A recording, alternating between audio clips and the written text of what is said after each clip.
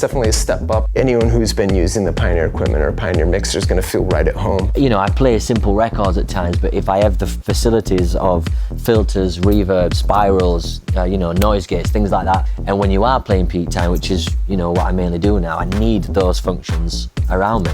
Everything is generally where it was in the previous iterations, but now it's been expanded. If you would look into a crowd and you would DJ with this new mixer, it's not like everything would feel totally different.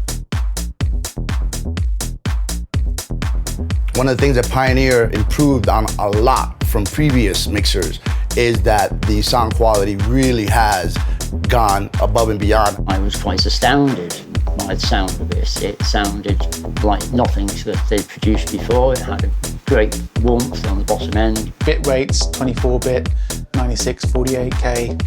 I find it's better for when you're using vocals or live instruments because you really capture the essence. To work days, weeks, months, years on something, and then to bounce it down and take it into a club and play it through a mixer and through a system that represents the way that it should sound is a huge deal. They really focused on quality sound and then really taking that to a whole other level, and it was already good. The low end on it is very full, it's very big. The mids are very smooth, the highs are very clear. There's no distortion, there's no filtering on it. It's got a very, very nice sound, a very musical sound. Yeah, the curve of the fader, you know, it's another big thing for me as well. What I was always experiencing with the Pioneer is I put the fader up and it would always hit the wall very, very quickly. I like the curve to be natural and gradual. I've been playing on it earlier and the ranges are now very, very neat and nice and how they should be. On the old mixers, cutting the bass took too much of the mid away. When that happens, it sounds like the DJ's just turning the volume down. Let's say you want to EQ the kick out of a track, you still have the bass, you still have the vocal, the mid-range clarity and the high end is still very, very clear. It definitely sounded a lot better. You know, when I was cutting the bass, there wasn't a loss of energy like there was before. Whenever you're in the mix or using effects, you can tell the processing is getting a beating. And this won't happen anymore. There's twice as much bitrate going on. The benefits of 64-bit processing allows so much more dedication to effects, loops, send and returns, where the mixer can process everything and dedicate that 64-bit straight to where it's needed. There's a noticeable difference. You're not hitting any compression anywhere, whether it's real compression or whether it's digital compression. It feels like everything's got room to breathe in the mix. Floating point processing allows the DJ to be very creative with all the effects on the mixer and not to have to worry about the DSP clipping of the product itself. When you're walking into a room and you notice that it sounds very bad, distorted, and you know the guy before me is just pinned and redlined. This one gives a real warning now. When you go over, the clip indicator lights up. From a DJ's point of view, sometimes what they can hear in their booth monitors is not necessarily what they can hear on the outside. That should catch their eye and tell them that they're driving it too hard and to turn it down until that stops flashing. The VU lights and the mixer are very, very accurate in predicting the sound, which is actually more reflective of what the audio signal is. It's a lot more precise. It has that capacity to be almost in a live performance the way a mixing desk would be. When you're out there in a club bashing it out, you want it to be high quality. And I'm very happy with all these enhancements. For me, effects really create a whole other layer to whatever song you're playing. If you plan that properly at the right part of the drop, you can just get everybody riled up. So the color effects have changed as well. The parameter is very fun to max it out or to have it more subtle. You can really use it as an effect that's not dominating the track. I just really like that we've got two parameters that you can control now. Even the collar knobs are bigger too, though. It really separates the section from the EQ part. On one of the buttons, which used to hold the gate comp, apparently it's still in there, but it's covered by a sweep button now. The sweep is something that I always used to like on the DJM-900. I'm glad it's back, and I'm glad that we've got this parameter knob to change the way it behaves. And then also, when we go down here, we can use the gate.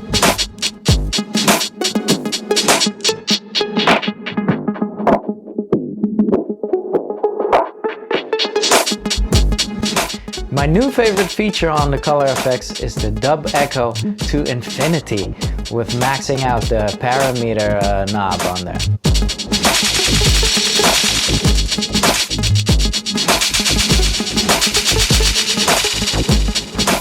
I love what they did with this mixer. They added 4 different effects. That ping pong effects is really, really cool. I really like that. It creates a big stereo field with the dramatic left to right effect.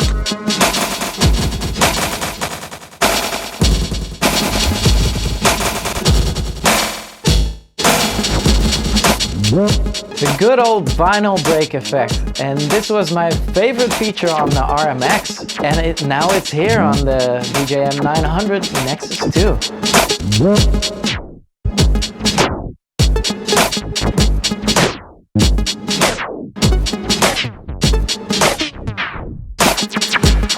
The Helix is great. It's a pitch effect, pitches it up and down, and it's non-destructive as well. So if you do grab a loop, pitch it all the way up, mangle it around, send it all the way back down, mangle it around, you can always return to that part where you sampled it.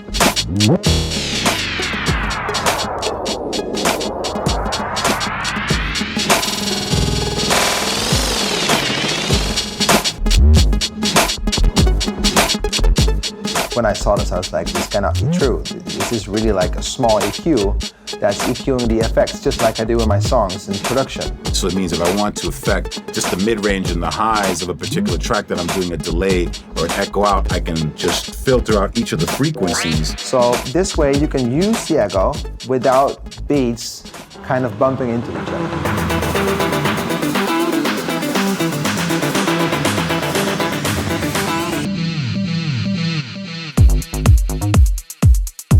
With the X pad, now it's a grid like that, you can instantly get to what measurement you want. If you want to have an 1 bar, 2, 4, or even smaller like a 16, you just hit one button and it's it. It's perfect. This will just be a lot of fun jumping back and forth from crazy signatures. But as someone that uses a lot of effects, this beat effects indicator with a blue light is super handy. If I've got something assigned to crossfader B, they're both going to show up, and I can see exactly what I'm doing with my effects routing.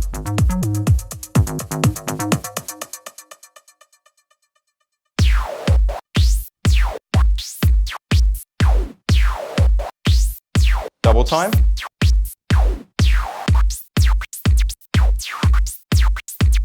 Down another channel, we're going to send it down channel 1. Going to affect it.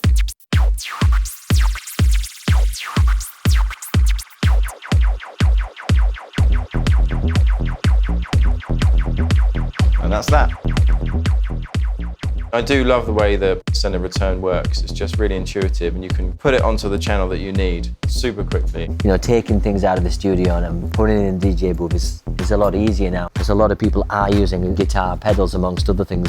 Before you had to go to the send and return, and then you couldn't use the other effects. So it's cool that you can actually now double it up with the effects. The way they've located and access to send returns, you have a 1/4-inch jack as well as a USB, so you can flip between the two. The potential for the USB send is great. Being able to connect an iPad with an app opens up a new dimension for the mixer. The fact that there's an RMX1000 iPad app now makes it very, very useful. So I can actually bring one with me, put up my iPad, and if I want to use the RMX1000, I can just use the USB cable and just link in. By having 2 USB slots on the top, if your DJ before them is also using your computer, it makes changeover for me a breeze. I don't even have to do anything. If I'm playing off my laptop, and I haven't got to worry about like quickly playing off the CDJ, that one extra track while he sets all his stuff up. So yeah, just really convenient. I get asked more than anything else, do you have a spare headphone adapter? I start off the season with maybe 15 quarter-inch adapters, and at the end of the season I've got none. And in back-to-back occasions as well. It's just easy to plug in 2 headphones at the same time. You see a lot of DJs doing that now with, you know, the special extension, but now it's inbuilt and it's ready to use. We've gone back up to 4 phono inputs. Every now and then you do get a DJ that want to use 3 decks. It means that you can position things correctly. So this one's got the phono and this one's got the CD, but in reality they're the other way around. You can put them where they actually are. I'm a very big fan of using the crossfader. I still scratch and I still do tricks going back and forth. This fader on the Nexus 2 is even better.